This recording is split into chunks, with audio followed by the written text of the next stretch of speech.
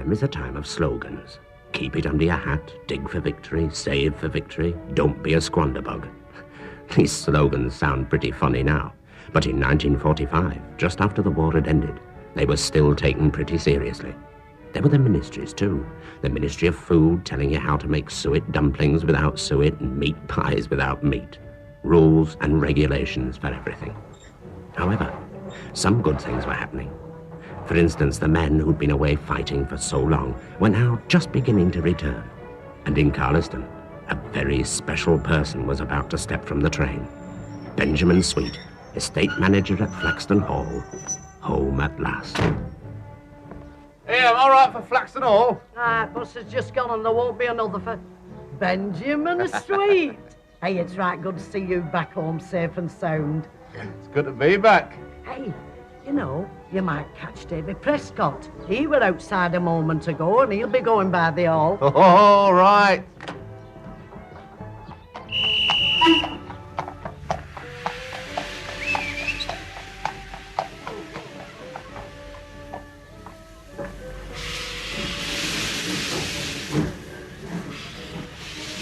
Got room for one more?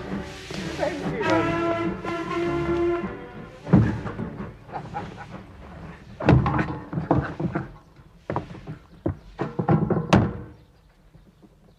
Hello, Davy. I hadn't heard you were coming home. That's all right, neither than anybody else. Thought I'd give him a bit of a surprise. How are you, then? All right. Go on. You're for good now, then? All right. Oh, wish we'd have known. All right. We're killing a pig next week. Oh, it's all spoke for now, though. Pig club still going strong, then? Aye. Never mind, next time. Aye, well. It's a pity, though. This one, I know, this little piggy wasn't going to market. You could say that, aye. You'll get caught one of these days, you know, slaughtering a pig without a permit.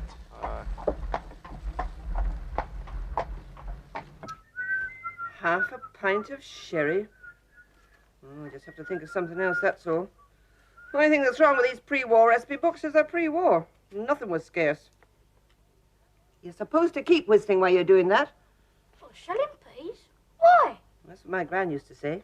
So I know that you're not eating them. Surely now that the war's over, we'll be able to get all those nice things again. That's what you'd think. I don't know, things seem to be getting worse instead of better. Hey, could take sweets off the ration. That wouldn't kill anybody. Well, you never know. By Christmas time, there might be some more nice things in the shops. You know, I remember at Christmas time before the war. Shipley's window all lit up with fairy lights. And all the cakes and sweets on display then were real, not just cardboard displays. And there was a beautiful fairy doll used to dance round and round on a lake that was made out of a mirror.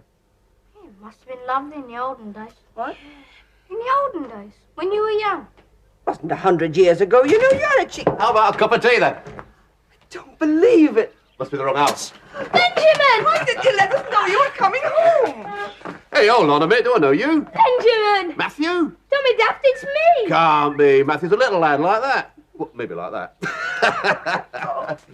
Lovely to see you. Oh. But why didn't you let us know you were coming? We've got nothing special prepared. Oh, dear. This is Terry, who's staying with us for a bit. Hello? Terry, go and tell Mrs. Flaxton we have a visitor. Just say a sailor. Can I take up, Pop? All right.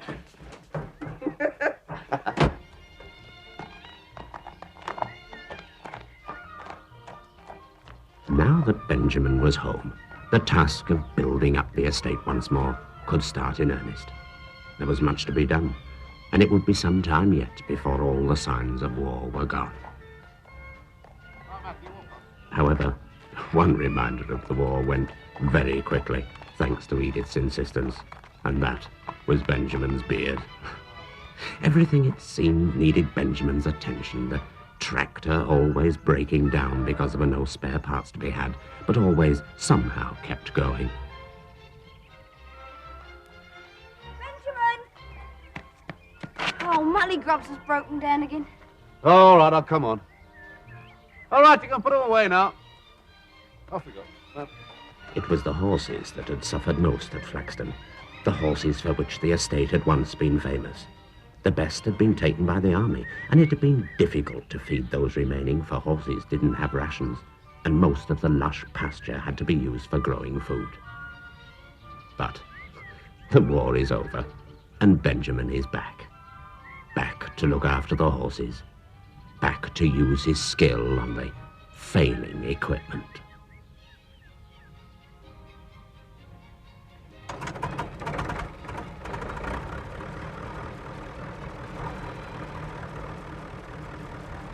However, even Benjamin has his limits, and you can't keep tractors going forever without the right spare parts.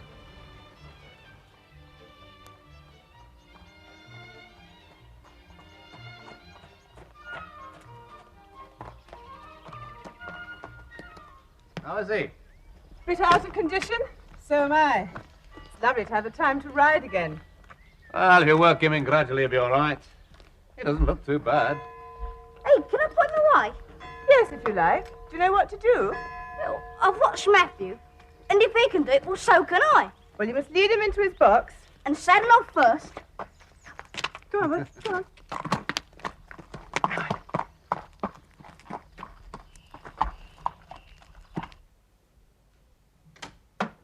Thank you. I'm glad to see the 20 acres still intact. Ah, thereby hangs a tale. We only had a ploughing order for that, but I managed to talk the agricultural committee out of it. They wanted 15 more acres from us, but I persuaded them to take the top field. Meant losing a bit of the paddock, though. You were quite right, but I'd never got away with that. Well, we've got to have some grazing. How soon do you think we can start restocking? Well, it's a question of finding the animals. I wanted to have a word with you about that. There's this sale on at Wetherby next week. They've got some half-bred Clevelands listed. There might be a chance of finding something there. I do hope so. I never saw Lady Flaxton lose her temper like she did when the army commandeered her best horses. She nearly went mad. It was heartbreaking. Those horses were her life. I think these are the forms you wanted. Damn near broke my heart, too, seeing them go. Thank you. She would have been pleased to know that you were starting the line again. Oh, well, with a bit of luck. This file contains all the particulars about the felled timber. Right. If you don't mind, I want to spend a bit of time getting that truck back in order. I promised the lads they could help. That should prove interesting. Why? Well, Matthew won't be outdone by Terry, and vice versa. Aren't they such good pals, then? On and off. But I think Matthew rather resents Terry being here. But it's coming along. And, of course, Terry has settled down much more now. Well, he seems a bright lad. I'm very keen to learn. Yes. Benjamin, Hello, you two. can you come, because the tractor's broken down? Not again. I'm running out of tricks to make it go. If you'll excuse me, Mullygrub's calls. Yes, of course. Well, what about the truck? Because she did promise. Look, I've got to get the tractor going first, haven't I? Now, come on, let's get the tools.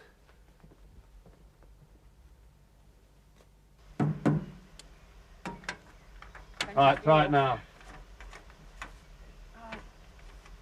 Right. All right, it's no use. The magneter's gone. We'll have to get a new one. Can we start on the truck now?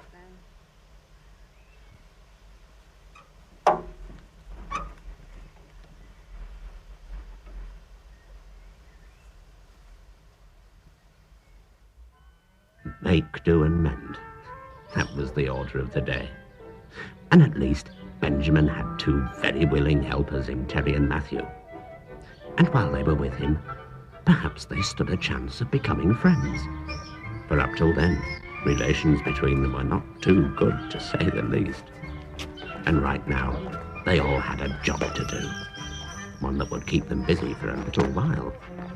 Benjamin's old truck, shut away in the garage during the war, was about to be brought out again. A moment the boys had been looking forward to all day.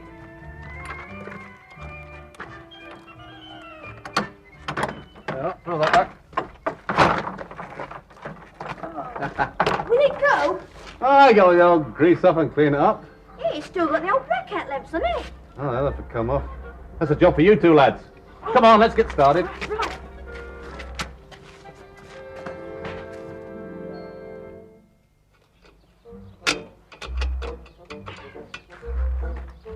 Hey, that one's mine. I was using that. There's another one. Well, it's mine and I want that. You mean you picked on my end? What's all this? You hurt yourself? Let's have a look. You'll live. If you're gonna help, help. Stop bickering like a couple of old women. Yeah, get on with it.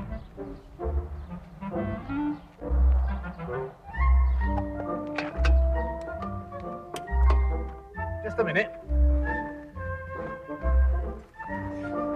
We got it. Yes? Right, now when I tell you, hit it with a hammer. Okay. Right. Now.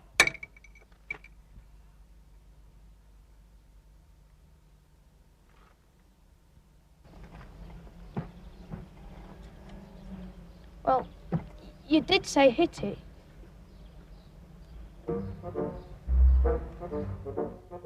Right, then, we'll give it a go.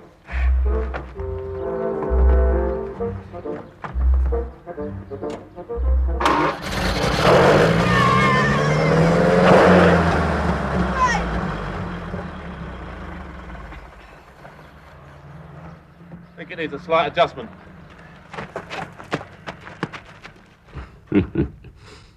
Success. After the long years of standing idle, Benjamin's old truck could take to the road once more. As long as he could find the petrol to keep it there. Still, it was one sign that things were returning to normal.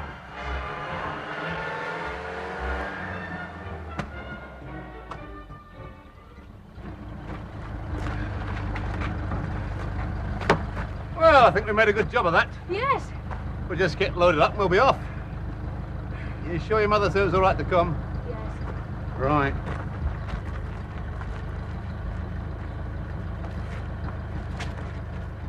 What are you going to do with it? With a barter. What for? New part for the tractor. Go on, up one. Bartering. Aye, we did a lot of that in 1945. Even though you couldn't, with all the money in the world, buy everything you wanted, sometimes, if you happened to have something the other fella needed, you could do a swap. And so it was.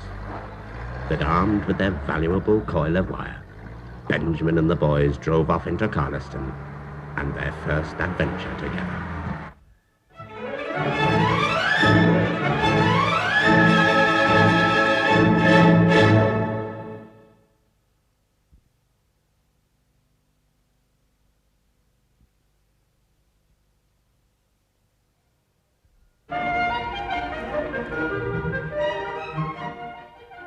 In 1945, there were rules about everything. And some of the strictest rules concerned food. Oh, it was a very good thing. For without the rules, many people would have had very little to eat. And at least rationing saw that everyone had a fair share. But sometimes the rules seemed a little hard. For instance, even if you had your own pig, one that you'd raised and fed yourself in your own backyard, you couldn't kill it when you wanted. Not without a permit. If you did, you ran the risk of getting into trouble. Very serious trouble.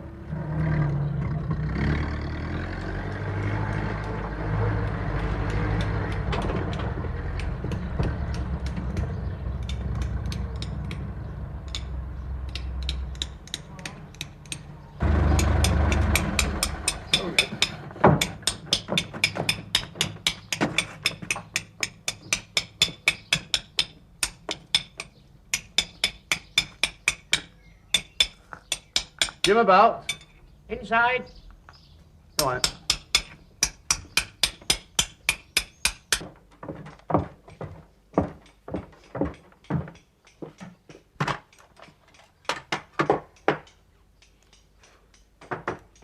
All right, come in. Benjamin, what can I do for you? Hello, Lodge. Hello. Hello. I need a new magneto for the tractor. Urgent. I was told to ring Carliston. You might have a couple of spare ones. Oh, now hang on, Benjamin. They're very hard to come by, you know. And you need a permit. Then there's no guarantee when you'll get it. I've got a permit. Also got a couple of 100 yards of fencing wire going, Piggy. Have you, big Ollie? All right. Aye. Aye. We found it in the stable loft, Mr. Cox's secret hold. So if there's any chance of you finding a use for it, like, Well, now I come to think about it, maybe I have got a spare one somewhere. thought you might have. Well, you might look pleased to get a pretty good bargain. We've had a rum do here this morning, Benjamin. A rum do. Why, what's happened? Well, you know the lads and I, we run a pig club. Aye. Well, a couple of days ago, we killed a pig. Well, that's what a pig club's for, isn't it? Aye, but we didn't have a permit to kill this one. You know, they had the pig hanging up out back. And a short while ago, one of these Ministry of Food officials came round. Wanted to see me permit for slaughtering a pig. Well, I didn't have one, did I? He was at the van we just saw. Aye. But how he got to know about it, I'm blessed if I know. Anyway, he's taken the pig away as evidence, and I'll be lucky if I'm not prosecuted. Hey, will you have to go to prison? Don't be rotten. I hope not. Do you have to have a permit for everything these days? Practically everything, lad. Did you make these? Yes, I did. It's my hobby. I started it when I was in the AOP. Fire watching. Anyway, I'll see if I can find that magneto for you.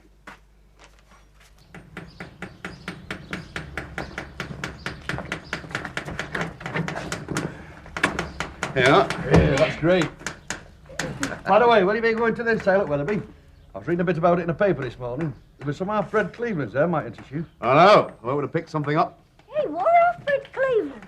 Horses. Oh. Come on, lad.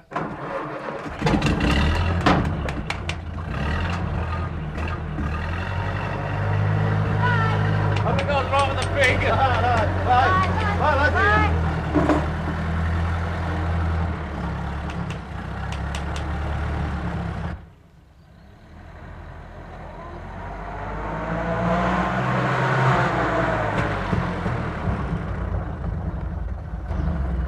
Just going to pop in the shop, get my sweet ration.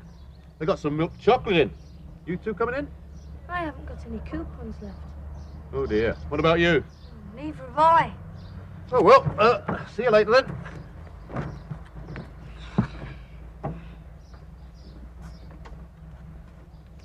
It's rotten having to have coupons for sweets. I know what. We'll ask them if they've got any sweet crumbs. You don't need points for that. That's an idea. Come on.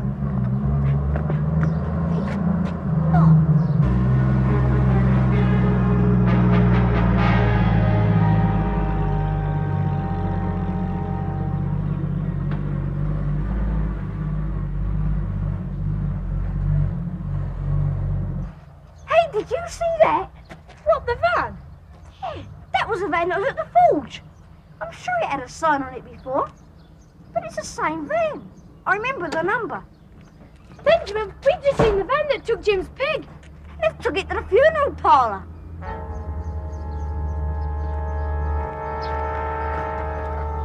Look, you must be mistaken. No, we weren't. Well, I'm not mistaken. I remember the number. I used to collect engine numbers, and I always look at numbers. That's the same van.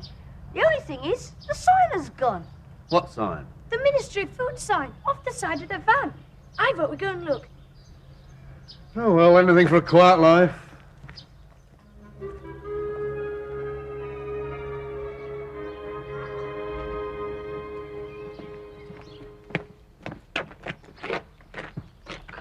If it isn't Ernie Bradshaw, the crafty old devil. What's he doing with the pig? I don't know, but they're not from the Ministry of Food, that's certain. Bradshaw must have heard somehow that they killed a pig illicitly.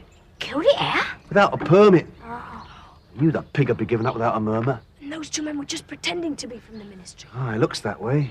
What are we going to do? I don't know. Come on. What about the pig? Shh, come on.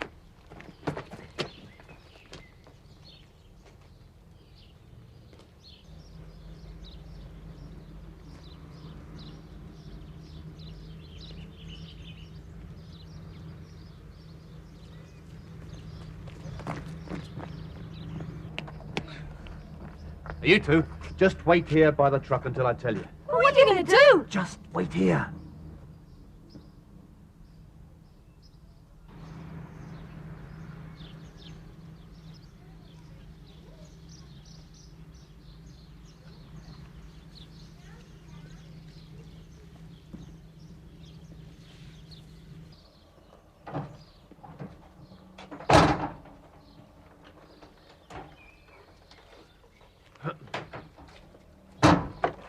Afternoon, gentlemen. I'm from the Ministry of Food. Can I see a permit for that pig?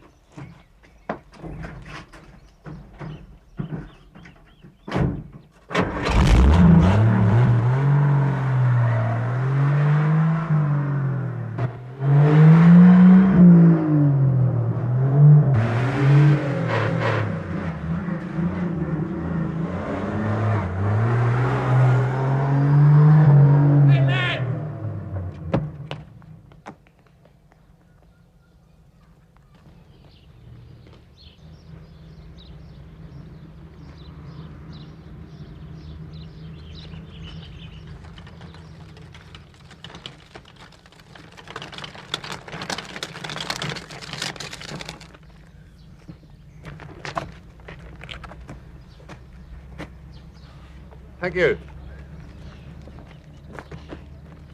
Good day.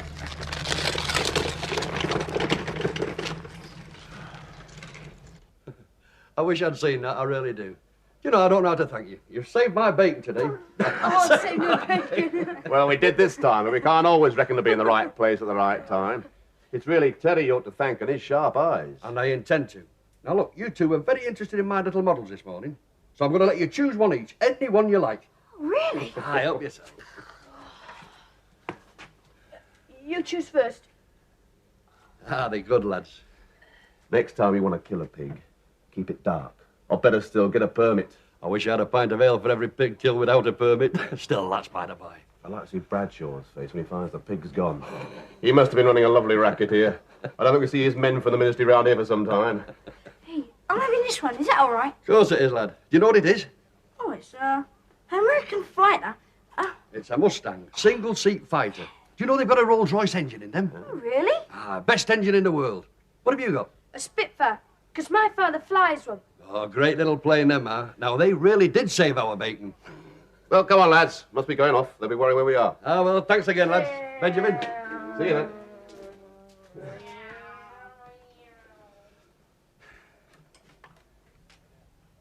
There. Finished? Yes. Hey, Teddy, do you know what a line? I don't know how you do it. It's easy. All you have to do is put a cross against the teams you think will draw. Just put a cross against any 8 teams you fancy. All right. Have you ever won anything, Benjamin? All right. How much? 30 bob. Finished. Doing your pools? Combined effort. Can't lose. Have you been out to collect the eggs? Oh, no, I haven't. Never mind. I'll go. I want to get some flowers anyway. What's this?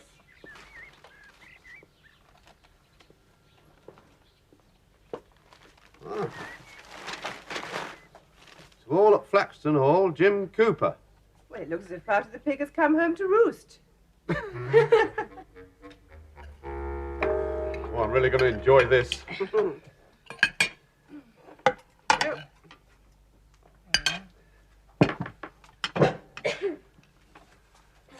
Right.